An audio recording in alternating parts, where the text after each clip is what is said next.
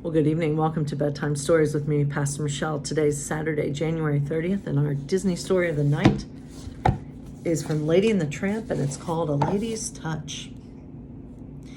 Late one night, Lady's ears perked up, and her eyes flew open with a start. The baby was crying. Lady climbed out of her basket, pushed open the swinging door with her nose, and tiptoed up the front stairs. Inside the nursery, Jim Dear and Darling were trying to calm the baby. "Oh, Jim, I just don't know what's the matter with him," said Darling. Jim Dear sat groggily at the edge of the bed, looking at his wife helplessly. "Well, we know he isn't hungry, since we just gave him a bottle." He massaged his temples as though they hurt. Then he noticed Lady, who had walked tentatively into the bedroom. "Hello, Lady," he said to her. Lady took a few steps closer to the cradle where Darling was laying the baby down. His little fists were closed tight, and his shrieks had turned into loud sobs. "We just don't know what's wrong with the little guy."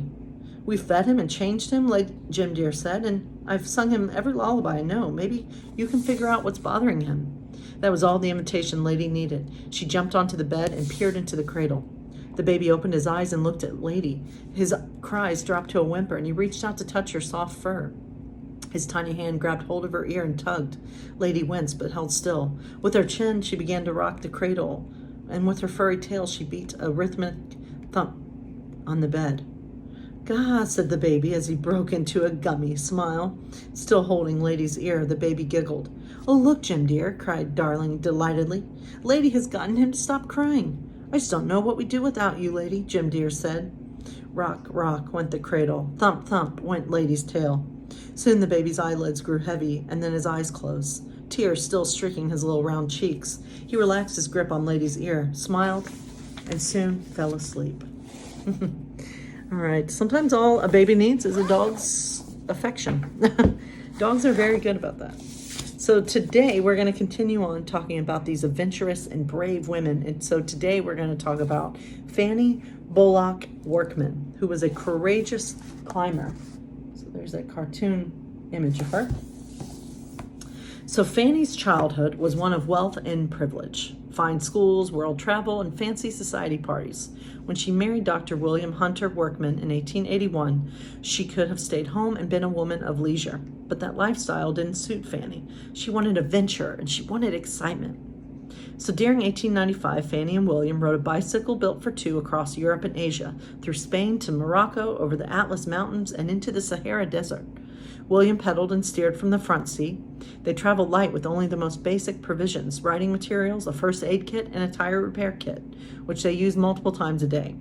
For once, Fanny took a back seat to her husband, but only because she was armed with a revolver and a whip to discourage bandits and they encountered along their way. She was a one-woman security team. As they rode along, Fanny paid close attention to the local women and their living conditions, frequently snapping pictures with her Kodak camera. She kept careful notes on their travels, and these, along with her photos, were later published in 8 travel books. After biking about 4,000 miles across the land from southern India to the Himalayas, they decided to travel up. At that time, explorers had determined that the highest altitude climbers could reach and survive was about 21,000 feet. But they hadn't met Fanny. In 1906, Fanny and William were the first Westerners to climb Pinnacle Peak, estimated at 23,000 feet in the Nun-Kun range of the Himalayas. Fanny climbed very slowly in her long woolen skirts, alternating between boots and snowshoes. But her slow ascent was actually a benefit. It helped her to acclimate easily and avoid altitude sickness. Besides traveling and trekking up mountains, Fanny's other passion was women's rights. She combined these two in 1912 when she posed for a photograph standing atop Saisen Glacier in Himalayas, holding up a newspaper with the headlines, "Votes for Women." In 1914, at the onset of World War I, Fanny hung up her snowshoes but continued to write about her travels and scientific observations. She was one of the first women to be admitted to the Royal Geographical Society and the first to lecture at the Sorbonne in Paris.